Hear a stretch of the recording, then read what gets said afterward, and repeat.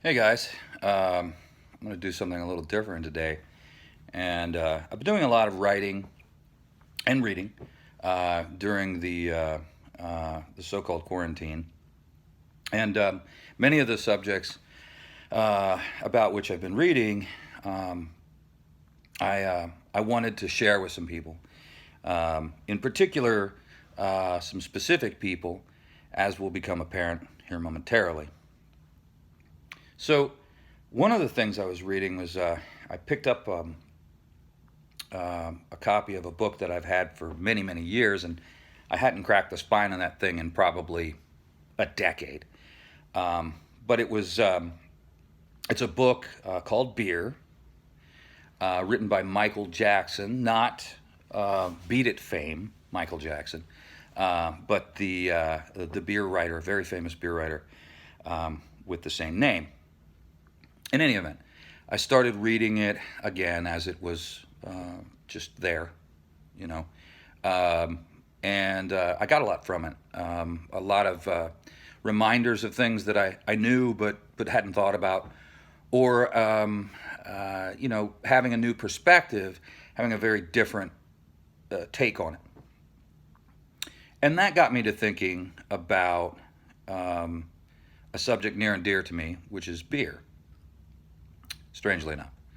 Yes, I read a book on beer and it reminded me of beer. I'm nothing if not astute.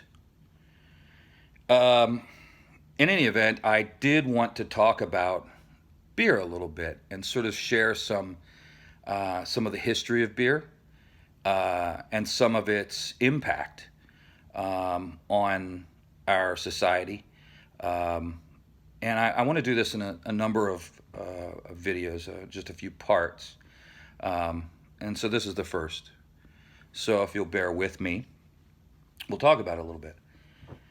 Um, I think everybody is well aware of the days of prohibition in the United States, wherein we decided in 1920 that we should no longer allow the sale of alcohol. That included, of course, beer. Up to that point, beer had been an integral part of not just our society, but the societies across the world in across cultures as well, from Egypt to Europe to Africa and to the United States. Beer was always the de facto beverage for the masses, as it were. It was a great way to use grains that otherwise would have gone to waste and rotted or been subject to insects, et cetera, et cetera.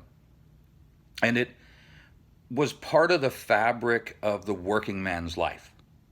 Um, we very often think of it as a sort of blue collar thing, and rightly so, because that's where it began life, as it were.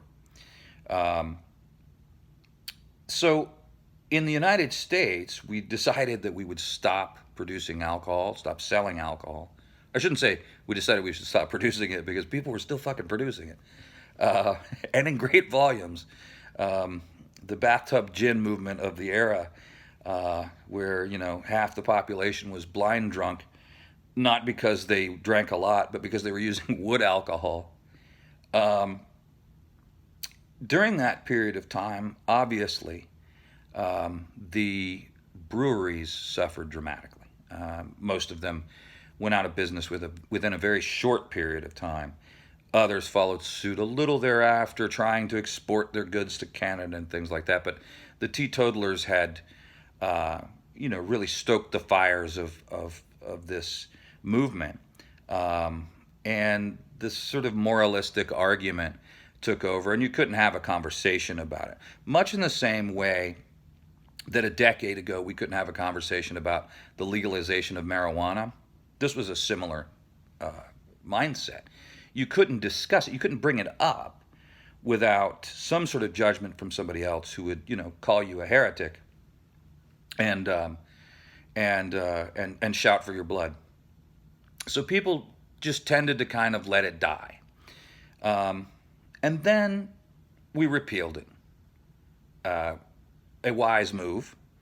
It had begotten some of the most terrifying things. That is, prohibition had begotten some of the most terrifying things we in America have ever had to experience. It begat the single largest criminal enterprise in American history, and that is, of course, the mob. Al Capone was a child of the era, directly preceding Prohibition. Began to understand that you could make a living selling black market liquor, and this sort of overwhelming black market need was eventually recognized by the United States government as insurmountable. You could not stop this flood. So they repealed it, which was great. Everybody fucking did a dance. There were beer flowed. Liquor was poured. Hangovers were had. And we all celebrated. Shortly thereafter, of course, the world was plunged into World War II. And the horrors of war were visited upon the European continent, and much of the world, the United States included, recoiled and was just heartbroken at the death and misery. So the United States got involved, as you're all well aware, I'm sure, and with the assistance of our allies, we routed the Nazis and stopped the Japanese war machine. In so doing, we created a huge number of industries that persist to this day. Among those industries were obviously the steel industry, which then begat the mass-produced car industry, and affordable cars, because we had a lot of steel remaining for the war effort, and the market being so flooded with it, it became pretty cheap. So cars became affordable.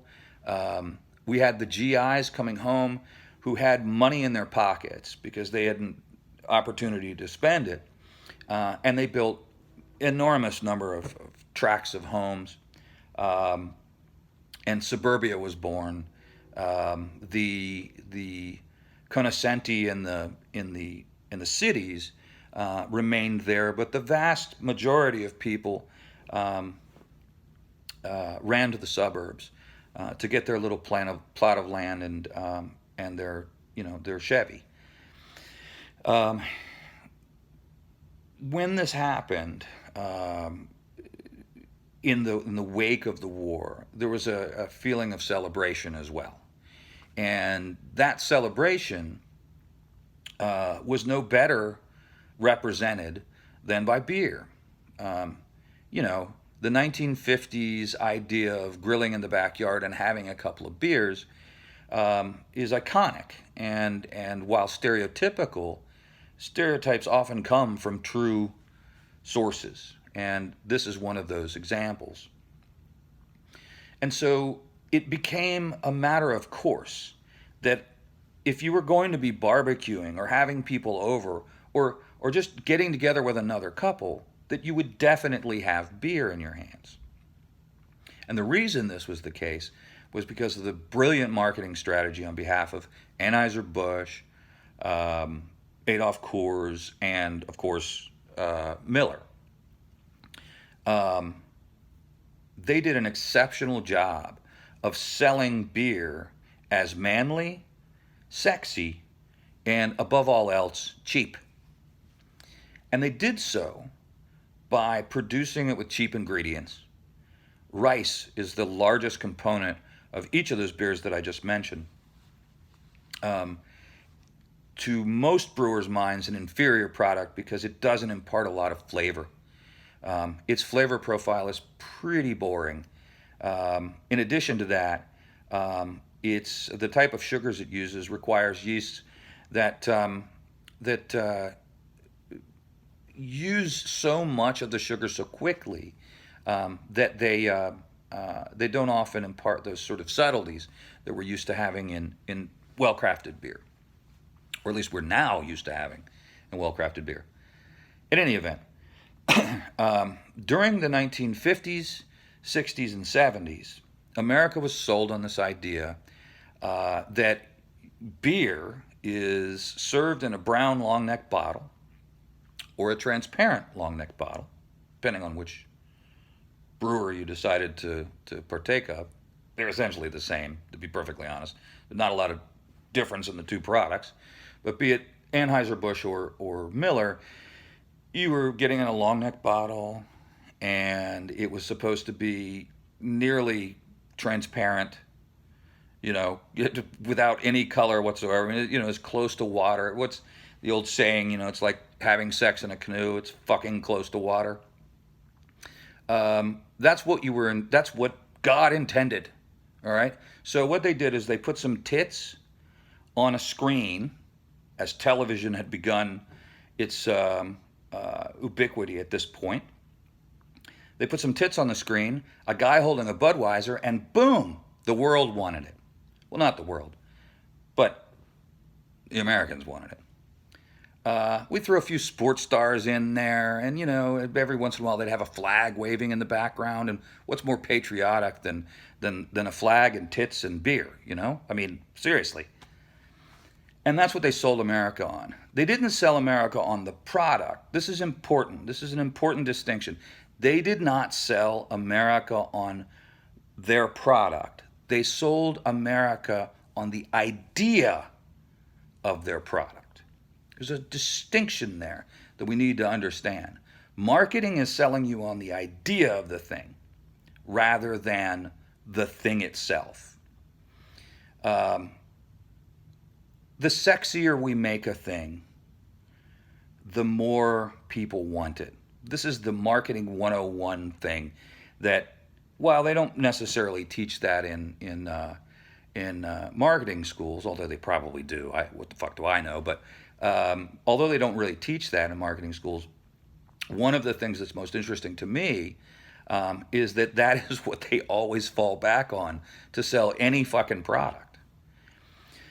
So in the wake of this, like I say, the 50s, 60s, and 70s, there were a few people wandering around saying, is this really all there is to beer life? Do we have to drink this swill? And if we do, isn't there something else out there? Couldn't we go find something? And in the early 80s, a few crazy people decided that they wanted to begin looking for something different. And of course, the most famous example of that is the Boston Beer Company, which was founded in 1984, which provided an alternative. Up to that point, in the late 70s and early 80s, Americans had begun exploring things. They'd grown bored with the Budweiser and the Miller Lite. And they decided, there's got to be something else out there. Let's go looking. And Canadian imports had become the rage. There was a period of time during which you couldn't swing a dead brewer without hitting 15, Canadian breweries amassed at the border of the United States exporting their product. Molson's, Moosehead, Labatt's, all of these companies that suddenly appeared in our grocery stores, where before was the red, white, and blue of Budweiser and the traditionalism, so-called traditionalism, of Miller. And then suddenly you got these green bottles in there. Holy shit, green bottles. Are you fucking crazy? What the hell is this? What kind of Canadian French thing is this? What the hell is happening? But then they discovered that inside these green bottles was some very tasty stuff. And by beginning that exploration, we started to explore things like beers from Europe. Oh, God, suddenly everybody had a Beck's in their hand or a Heineken. And of course, Heineken came to the United States, recognized, this is a sidebar, incidentally, but Heineken came to the United States, recognized that, hey, look, Americans buy beer because they see tits. And they created their own campaign. It was, I don't know if everybody remembers this, but was Grab a Heine, and it would be a poster with a Heineken bottle on one side and a shapely bottom on the other side. And it would be, transparent, however, extremely effective. And they bought their way into the market. But Boston Beer Company saw this and said, well, why don't we make our own fucking beer? Why do we have to rely on a style dictated by Canada or Denmark or Germany? Why can't we make our own beer? And Sam Adams was born.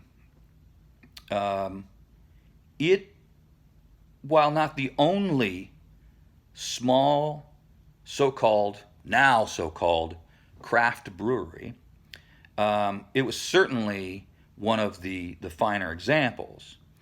And one of the most interesting things for me was that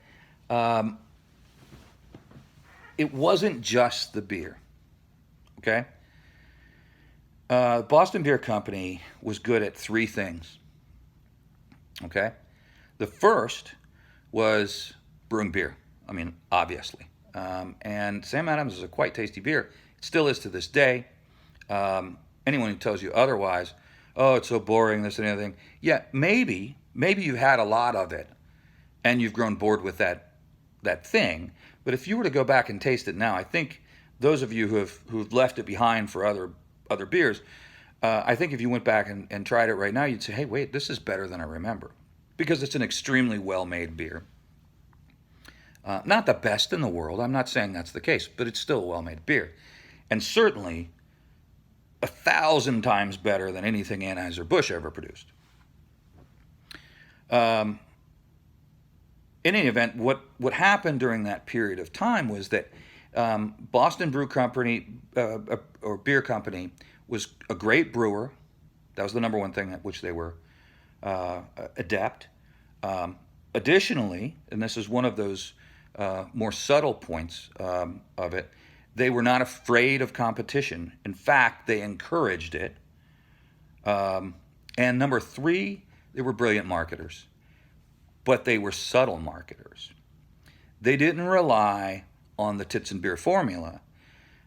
Instead, they decided on a slightly more oblique approach, a kind of semi-shaming you into trying their beer by saying, hey, look, do you want to be exactly like Fred down the street, who drinks that swill all day long, or do you want to try something a little different? Because, of course, Americans love individualism.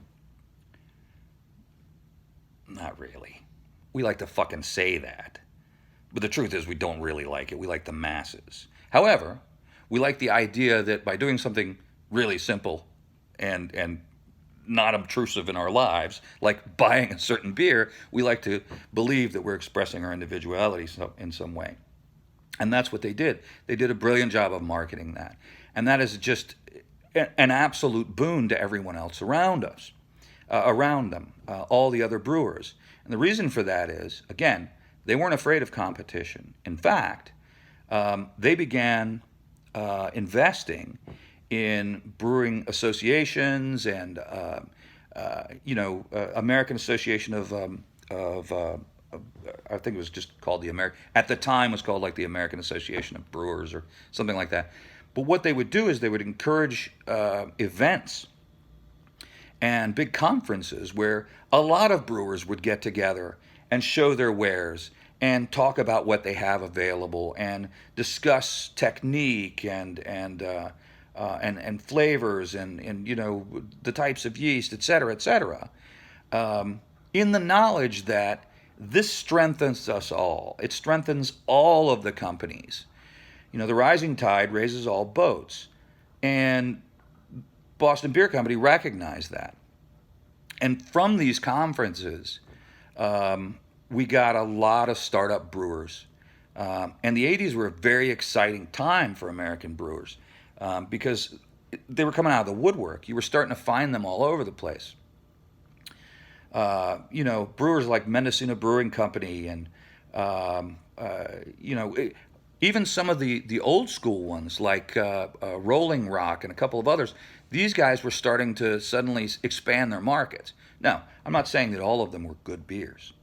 Okay, there were some hits and misses for sure. But you had choices. And those choices allowed you to experiment a little bit. And then you built flavor profiles in your head, which is what our brains do anyway. It's what we do naturally. We tend to try a lot of different things. And based on all of those things, we start to find our preferences. And you can only do so by a large sample size. And that's what Boston Beer Company provided us. They invested the time, money, and effort into showing us there's a larger world of beer out there in America than what we had already experienced. So, in any event, that is the end of part one. I'm going to discuss a few of the subtleties of this on a few additional posts that I'll put online. But for now, that's part one of my videos on beer, and I hope to see you guys soon.